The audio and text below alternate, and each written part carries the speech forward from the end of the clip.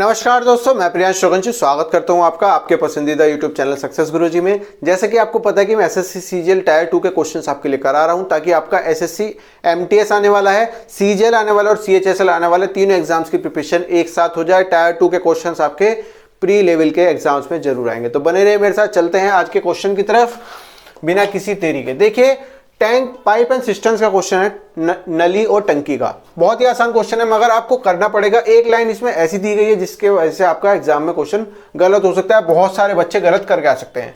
देखिए क्या दिया गया है, one tap can fill a tank in 3 hours and a leak can empty the tank in 5 hours। ठीक है, if the tap and the leak which was half closed or left open, how long will it take for the tank to fill. Hindi वाले students को बताता हूं मैं क्या कह रहा है। वो एक टैप है जो कि 3 घंटे में एक टंकी को पूरे को भर देता है। एक लीक है, एक आउटपुट है, एक लीक है जो पूरी टंकी को 5 घंटे में खाली कर देता है। अगर टैप और आपका टंकी जो लीक है उन दोनों को खोला जाए, मगर एक बात कही गई है बहुत ज्यादा इंपॉर्टेंट, इस बात पर ज्यादा गौर करना, विच was half closed. Which was half closed का मतलब जो लीक है वो अपनी क्षमता का, अपनी इफिशियंसी का हाफ ही वर्क कर रहा है। बहुत ज्यादा इंपॉर्टेंट बात है, इस वजह से आपका क्वेश्चन इंपॉर्टेंट हो जाता है। Tap and the leak were left open, अगर उनको खुले छोड़ दिया जाता है तो कितने टाइम में वे टैंक को भर देंगे। देखिए, इसको क्वेश्चन को करने का तरीका सबसे अच्छा क्या है, लघुत्तम समापवर्तक मेथड या फिर एलसीएम मेथड। एलसीएम मेथड से बहुत ही आसानी के साथ ये क्वेश्चन हो जाएगा। ठीक है दोस्तों, तो मैं मान लेता हूं क्या, एक टंकी जो है वो 3 घंटे में 3 hours में आपका एक टैंक को भर देती है। ठीक है, तो यहां पर पॉजिटिव का लगाने का साइन का मतलब क्या है, ये भरने का काम कर रही है, इसलिए पॉजिटिव। ठीक है दोस्तों, अब वो कह रहा है कि एक लीक है जो एम्प्टी कर देता है, इसका मतलब क्या, कितने टाइम में, 5 घंटे में। तो लीक खाली कर देता है, इसका मतलब हमने यहां पर -5 लिख लिया, -5 यहां लिख लिया, प्लस का 4 यहां पर, प्लस का 3 यहां पर लिख लिया। ठीक है दोस्तों, तो 5 और 3 का जब हम एलसीएम लेंगे तो वो हमारा हो जाएगा टोटल वर्क। जब उसका लघुत्तम समापवर्तक लेंगे वो उसका क्या हो जाएगा, 5 या 15। तो ये जो हो गया हमारा कुल कार्य हो गया या फिर टोटल वर्क हो गया, कुल कार्य। ठीक है दोस्तों, कुल कार्य ये हो गया।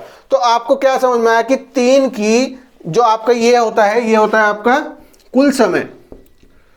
कुल समय कितना समय लग रहा है आपको, तो अगर टंकी को भरना है तो 3 घंटे लग रहे हैं। टंकी को खाली करने वाला लीक जो है वो -5 घंटे में उसको खाली कर देगा। कुल कार्य उसको करना है 15, तो यहां पर होती है उसकी क्षमता या फिर इफिशियंसी होती है, यहां पर लिखते हैं क्षमता। तो 5 अगर 3 कार्य कर रहा है, मतलब कि 3 घंटे में कार्य कर रहा है और 5 उसको यूनिट का 5 टोटल कार्य कर रहा है और 3 घंटे में कार्य पूरा करना, तो उसको क्या पता चला कि प्लस का 5 यूनिट उसको काम पूरा करना पड़ेगा 1 घंटे में। जो क्षमता होती है वो पर घंटा हो सकती है, पर डे हो सकती है, पर मिनट हो सकती है, कुछ भी हो सकता है। ठीक है, तो अगर उसको 3 घंटे में 15 यूनिट काम करना है तो 5 यूनिट उसे पर घंटा काम करना पड़ेगा। ठीक है दोस्तों, अगर उसे 5 घंटे में टैंक को खाली करना है 15 यूनिट के, तो उसको प्रति यूनिट या प्रति घंटा उसको -3 काम करना पड़ेगा। तो ये हो गई आपकी क्षमता। बहुत ही आसान क्वेश्चन है। क्या बोला गया है, आपको टैंक को पूरा भरना है कितने टाइम में। ठीक है, तो टैंक की दोस्तों कुल कार्य कितना है, टैंक का कुल क्षमता कितनी है, टैंक की 15 यूनिट है। ठीक है, अब भरने के लिए एक तो टैप यूज हो रहा है यहाँ पर, एक तो टंकी लग रही है, तो वो +5 की यूनिट से उसमें पानी डाल रही है। प्रति 5 यूनिट प्रति घंटा वो उसमें पानी डाल रही है। मगर जो लीक है, लीक के बारे में क्या कहा गया दोस्तों, कि लीक जो है वो हाफ क्लोज्ड है। हाफ क्लोज्ड का मतलब क्या होता है दोस्तों, कि वो अपनी इफिशियंसी का आधा काम ही कर पा रहा है। इसका मतलब क्या, अगर वो उसकी इफिशियंसी 3 है तो वो केवल -1.5 या 3/2 माइनस के निकाल पा रहा है, ज्यादा नहीं निकाल पा रहा। तो यहां पर जो आपकी इफिशियंसी हो जाएगी वो कितनी हो जाएगी, 1.5 हो जाएगी। कुल कार्य बटे कुल क्षमता जो होगी उसकी, वही तो उसका कुल समय लगेगा। या तो ऐसे मान लीजिए, आपको इफिशियंसी का पता होगा, efficiency into time is equal to कुल कार्य। ठीक है, आपने फॉर्मूला पढ़ा होगा इसमें। ठीक है, ये वाला फॉर्मूला इसमें लग रहा है। तो आपको टोटल टाइम निकालना है, कुल कार्य निकालना है, कुल समय निकालना है। टोटल टाइम हाउ लॉन्ग पूछ रहा है, कितने टाइम में, तो कुछ नहीं करना, 15 बटे यहां पर वैल्यू कितनी आएगी आपकी, 3.5 आएगी। 3.5 का मतलब 3.5, यहां पर गई वो दशमलव हटाई तो 0, तो 150 बटे 7 आ गया। तो 5 से 35, 5 या 15, तो 7 चौक 28, 2 सही इतने, तो 4 सही 2/7 आवर्स में ये टैंक जो है वो आपका पूरा का पूरा भर जाएगा। आपको इतना समझ में आ गया होगा। कुछ बच्चों ने मैंने इस क्वेश्चन को इसलिए लिया, एक तो एसएससी का प्रीवियस क्वेश्चन का, कुछ बच्चे जो है ब्रैकेट में जो वैल्यू दी जाती है उसको पढ़ते नहीं है, तो वे क्या करते हैं डायरेक्ट 15/3 माइनस 5 माइनस 3 डायरेक्ट आपका 7.5 निकाल के आंसर निकाल के दे देंगे। ठीक है, तो वो चीज गलत हो जाती है। तो इसका सही आंसर क्या है? 4 सही 2/7। ठीक है दोस्तों, तो ब्रैकेट की चीजों को भी पढ़ते हैं। चलिए एक क्वेश्चन और करते हैं, इंटरेस्ट वाला, सिंपल इंटरेस्ट और कंपाउंड इंटरेस्ट को लेकर क्वेश्चन बहुत अच्छा है, तो उसके लेकर भी क्वेश्चन करते हैं।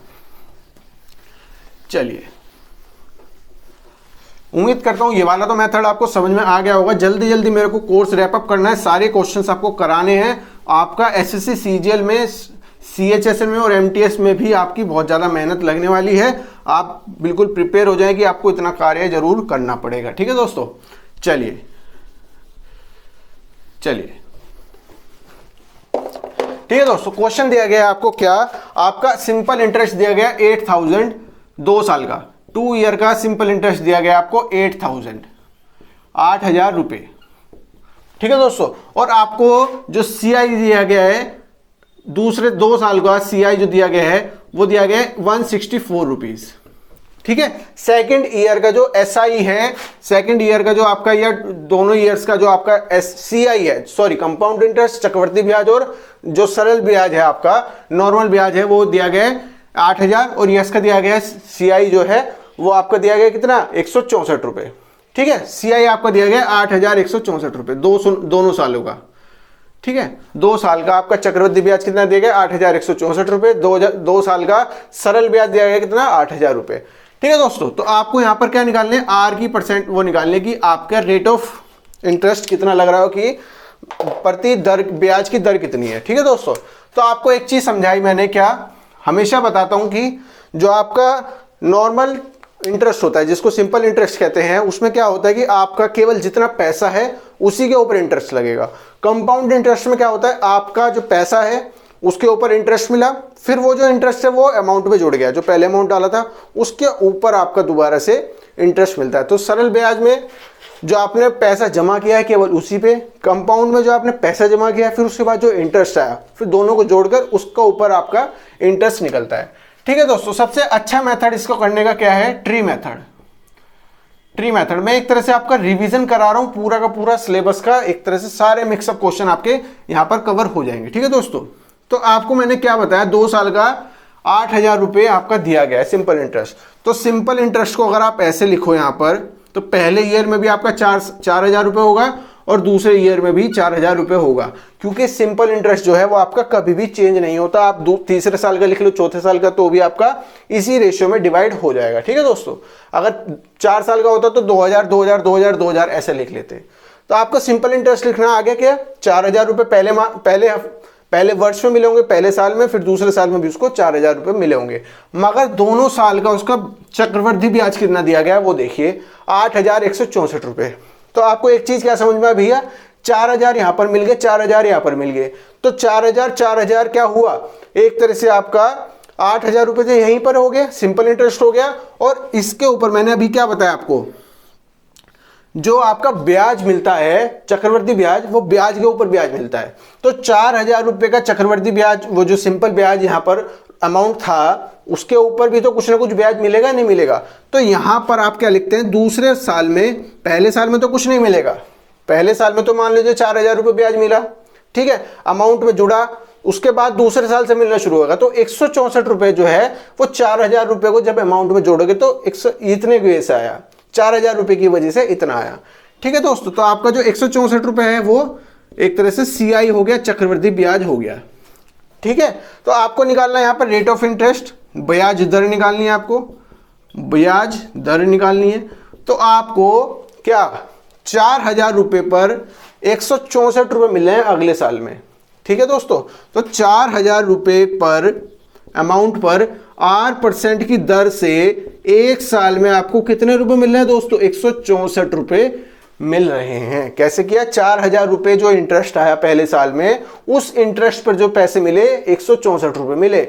अगर यहाँ पर आपका यहाँ पर CI ना निकलता, इसका मतलब क्या हो जाता कि आपका यहाँ पर भी सिंपल इंटरेस्ट है, यहाँ पर भी सिंपल इंटरेस्ट है, मगर जो ये 4,000 रुपये है दोस्तों, ये आपका अमाउंट में जुड़ा प्रिंसिपल में, उसके बाद ये 164 रुपये यहाँ पर मिले। तो हमने किसी तरह से क्या किया, 4,000 रुपये पर 8% की दर से एक साल में उसको 64 रुपये मिले होंगे। ठीक है दोस्तों, तो इसका क्या है ना, ये आया 40, 100 से 2 जीरो से 2 जीरो कट गई, तो 8 R की वैल्यू कितनी आई आपकी, 164/40 आई। तो 40 का मतलब 4.1% आपका आंसर आ गया। बहुत ही आसान क्वेश्चन था, मगर ट्री मेथड से बहुत ज़्यादा आसान हो गया। मैं इसको क्वेश्चन को कराऊंगा अच्छे से, पूरा का पूरा सिलेबस आपका कवर किया जाएगा। उम्मीद करता हूँ आपको समझ में आया होगा। चैनल का कंटेंट अच्छा लगा तो चैनल को लाइक शेयर सब्सक्राइब जरूर कीजिएगा। तब तक के लिए नमस्कार, जय हिंद।